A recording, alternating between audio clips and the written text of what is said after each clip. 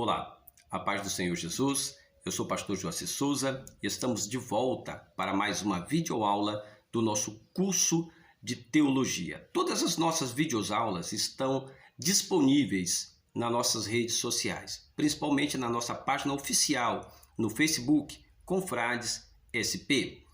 A matéria de hoje é Cristologia e para entendermos melhor essa doutrina, nós iremos deixar para os irmãos uma leitura lá no livro de João, capítulo de número 1, versículo 13 e versículo 14. Isso mesmo. Evangelho de João, na Bíblia Sagrada, no Novo Testamento, capítulo 1, versículo 13 e versículo 14. Eu vou deixar essa leitura aqui para você. Os quais não nasceram do sangue, nem da vontade da carne, nem da vontade do varão, mas da vontade de Deus. E o Verbo se fez carne e habitou entre nós, cheio de graça e de vontade. E vimos a sua glória como a glória do unigênito do Pai. Veja bem, Cristologia estuda as duas naturezas de Cristo, a divina e a humana. Todas as informações a respeito de Cristo nós temos nas Escrituras e nós iremos expor nessa videoaula para os irmãos. Cristologia estuda a doutrina de Cristo, é uma doutrina fundamental. Lembra da primeira videoaula, Teologia Sistemática? Então, Cristologia é uma doutrina fundamental da teologia sistemática. Cristologia, a doutrina de Cristo, logia, estudo, Cristo, e tem por objetivo expor ou esclarecer aos irmãos tudo que a Bíblia fala a respeito de Cristo. E para entendermos isso, precisamos entender as suas duas naturezas. Para entendermos esse texto que acabamos de ler, precisamos de analisar alguns pontos. Veja bem, os quais não nasceram do sangue, nem da vontade da carne, e nem da vontade do varão, mas da vontade de Deus. Jesus não nasceu da vontade de José, não nasceu da vontade de Maria, não. Jesus nasceu exclusivamente da vontade de Deus. O Verbo se fez carne e habitou entre nós. Esse versículo, ele não pode ser entendido que Jesus, o Verbo de Deus, se misturou em carne. Não deve ser entendido que ele foi convertido em carne, transformado em carne. Não, não deve ser entendido dessa forma. Ele deve ser entendido da seguinte forma: Deus resolveu habitar em carne e para isso escolheu o ventre de Maria. E com isso ele foi chamado de o Filho do Homem. Para entendermos a matéria Cristologia, nós temos que entender primeiramente a natureza humana de Cristo, para depois entendermos a natureza divina de Cristo. Quando nós entendemos a natureza divina e entendemos a natureza humana, todo o conteúdo da Cristologia, ele será meio que automático para o nosso entendimento e fica muito fácil assimilarmos o conteúdo. Então vamos lá. Vamos entender um pouco da natureza humana de Cristo. A priori, Jesus não poderia vir ao mundo como Deus. O mundo não iria suportar a sua glória. O mundo não iria suportar vê-lo em sua essência. Moisés, quando estava no Monte Sinai, ao ver a glória de Deus, a bondade de Deus passar entre uma fenda e outra, ele teve que cobrir a sua cabeça. Arão colocou um lençol, um véu sobre a sua cabeça, porque as pessoas não estavam suportando a glória. Agora tenta imaginar Deus em Cristo vindo em sua glória. Seria terrível, ao passo que seria maravilhoso.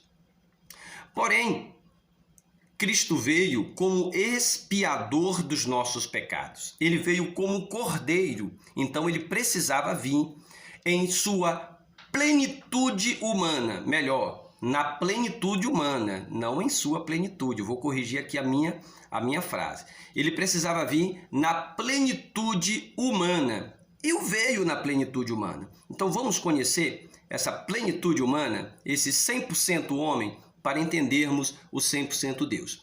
Antes de entendermos o 100% homem, deixa eu te explicar. Jesus não deixou de ser Deus quando veio como homem. Não. Ele não deixou de ser Deus. Ele deixou apenas de lado por um instante suas prerrogativas de Deus para viver na plenitude do homem, para, no lugar do homem, morrer pelos nossos pecados, né? Ser o nosso redentor, redimir-nos de nossa culpa através do Calvário. Então ele precisava estar na plenitude humana para substituir o homem na culpa pelo pecado. Pois bem, em Gálatas capítulo 4, versículo 4 e em Mateus capítulo 1, versículo 8, Jesus, ele veio na plenitude humana como feito da mulher. Lembrando que esse não é o único texto de referência, tá? É apenas alguns textos que nós damos para você estudar em casa. Então leia aí na sua casa Gálatas capítulo 4, versículo 4 e Mateus capítulo 1, versículo 8. Ele também foi feito da semente da mulher, que é a semente de Davi. Ele foi feito também a semente do homem, ou a semente da mulher, a semente de Davi, que fala da sua raiz genealógica. Se você pegar a genealogia de Adão até Jesus, você vai ver alguns personagens importantes ao longo da história, inclusive de Jessé, Davi, Boaz. Lembra de Ruth? Lembra de Raabe, a prostituta lá de Jericó, que foi salva por estender um véu de escarlate? Pois é. Recomendo para você a leitura da genealogia de Cristo lá em Mateus, capítulo de número 1, a partir do versículo 1. Vai seguindo até o versículo 8, que você vai chegar aqui, que ele é a semente de Davi. Como semente de Davi, a gente entende que ele veio de Sem. Ele veio de Abraão, ele veio de Isaac, ele veio de Jacó, ele veio de Judá e, por fim, ele veio de Davi. Nós temos aqui na nossa apostila algumas referências em Gênesis e em Samuel. Em Gênesis capítulo 9, 27, Gênesis capítulo 12, 1, 3, Gênesis capítulo 26, versículo 2 e 5, Gênesis capítulo 28, versículo 13 e 15, Gênesis 49, versículo 10, e 2 Samuel, capítulo 7, versículo 12 e 16. Por isso que é importante você acompanhar as nossas aulas através da sua apostila digital ou a apostila impressa. Então, faça parte dos nossos grupos no WhatsApp e nós vamos passar para você todo o nosso material didático. Como homem, Jesus precisou se desenvolver, ele precisou crescer naturalmente. Jesus não nasceu adulto, Jesus não nasceu com 33 anos, ele nasceu criança. E como ele nasceu criança, ele precisou de amamentação, ele precisou do calor, do aconchego da sua mãe, ele precisou de ser educado pelo seu pai. Logo, ele tinha limitações humanas, porque estava na plenitude do homem. E como ele estava na plenitude do homem, ele precisou de ser educado pelo seu pai, ele precisou de conhecimento, e nós vamos ver isso agora. O crescimento e desenvolvimento natural de Cristo. Primeiro, ele precisou crescer em vigor físico, Lucas capítulo 2, versículo 52. Ele precisou de crescer em suas faculdades mentais, Lucas capítulo 2, versículo 40. Lembra? O menino crescia na graça e no conhecimento. Ele tinha uma aparência pessoal. João capítulo 4, versículo 9, fala um pouco de sua aparência física. Agora, já que entendemos que ele tinha uma natureza humana completa, vamos ver o que a Bíblia fala a respeito do seu corpo, da sua alma.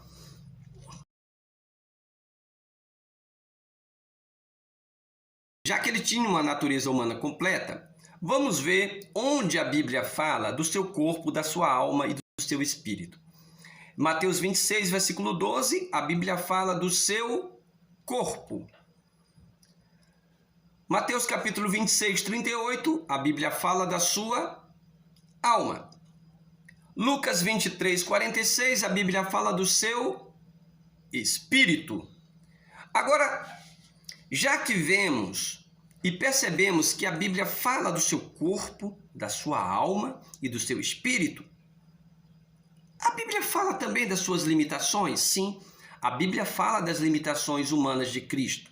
Por isso que nós afirmamos, ele foi 100% homem, sem nunca deixar de ser Deus. Ele tinha limitação física, sim.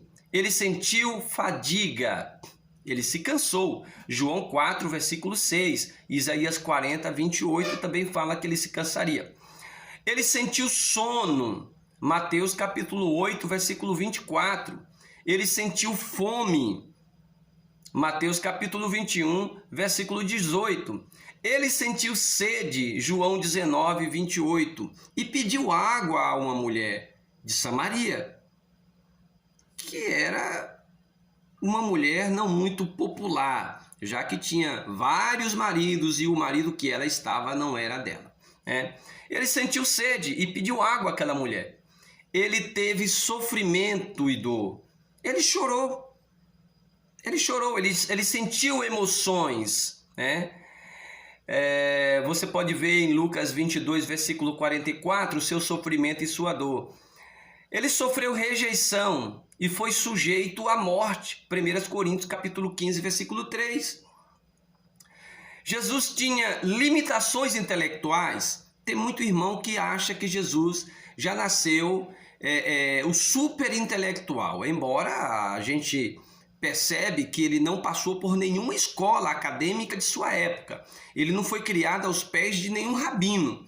No entanto, ele foi o maior de todos os rabinos já existente na história do povo judeu. Mas ele teve limitações intelectuais, ele precisava crescer em conhecimento, e nós já vemos isso em Lucas 2:52.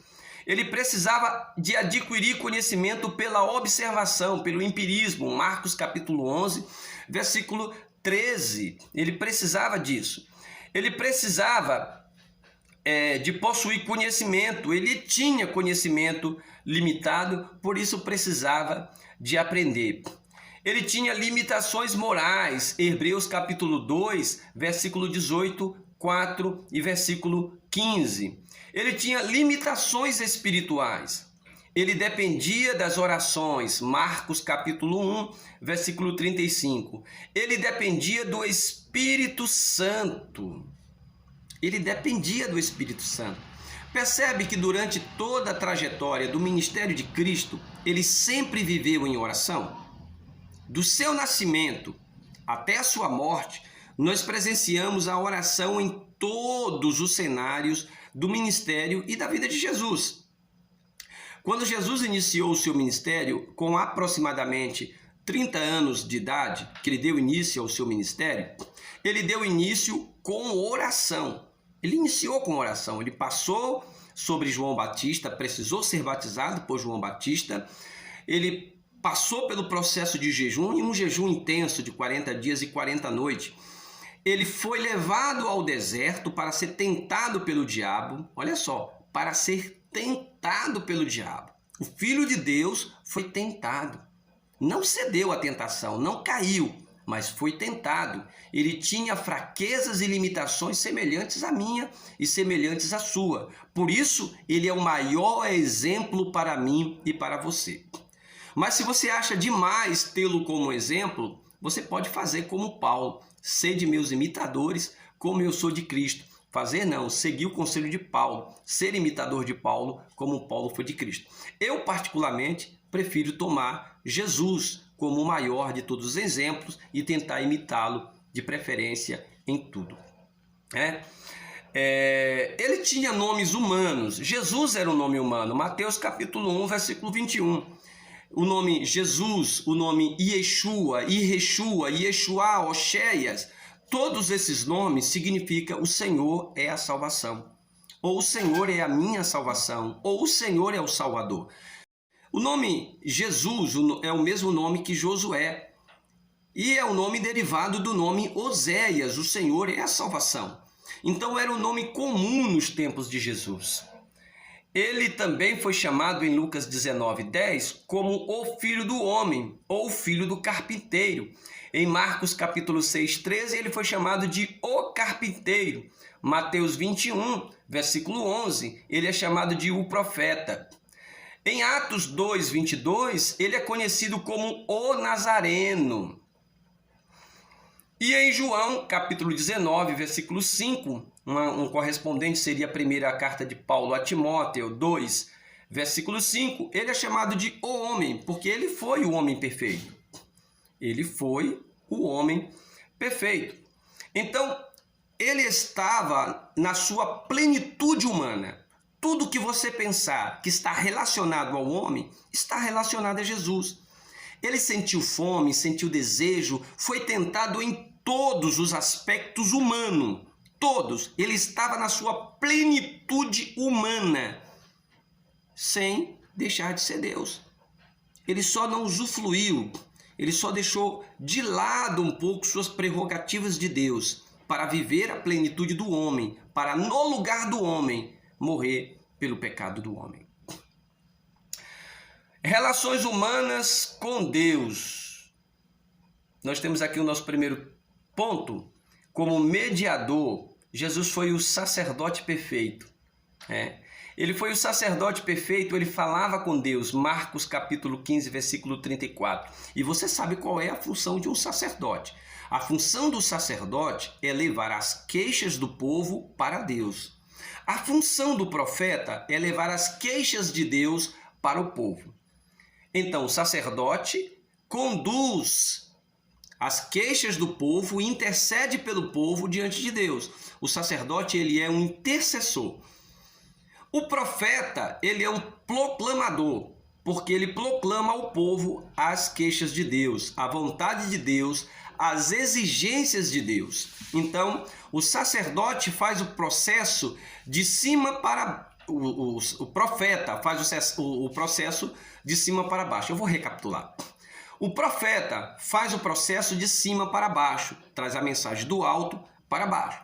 O sacerdote pega a mensagem de baixo e leva para o alto. Você entendeu? Enquanto o sacerdote leva as queixas do povo, leva a intercessão pelo povo para ser conhecidas diante de Deus, o profeta leva as queixas de Deus, a vontade de Deus para ser conhecida diante dos homens. Então Jesus, ele foi o sacerdote, no mesmo espaço que ele também foi a oferta a ser oferecida no Calvário.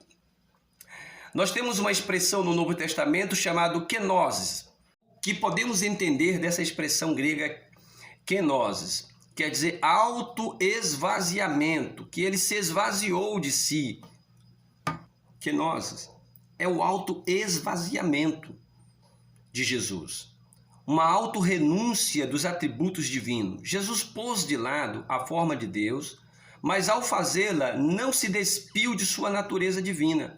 Não houve autoextinção. Também o ser divino não se tornou um ser humano. Sua personalidade continuou a mesma, reteve apenas por um pouco de tempo. João capítulo 3, versículo 13. O propósito da kenosis foi a redenção da humanidade. Na kenosis, Jesus deixou o uso independente do seu poder para depender do Espírito Santo. E como eu já falei antes, ele dependia plenamente do Espírito Santo. Ele estava em constante oração, em constante consagração. E isso é um exemplo para nós. Se ele, como Deus, estava constantemente em oração, imagina você como homem. E isso é para refletir, isso é para nós pensarmos um pouco a respeito de nós. Muitas vezes nós chegamos a um nível de conhecimento, a um nível de espiritualidade tão formidável que achamos que não precisamos mais de viver na plenitude do Espírito Santo. Jesus viveu na plenitude humana, sendo Deus, nunca deixou de ser Deus. Mas, mesmo estando na plenitude humana, ele estava na completa dependência do Espírito Santo. Até a próxima videoaula, onde nós iremos aprender a natureza divina de Cristo. Dúvidas, perguntas? Venha para os nossos grupos do WhatsApp, faça sua matrícula e venha fazer o curso de teologia conosco aqui na Confrades São Paulo. Deus abençoe.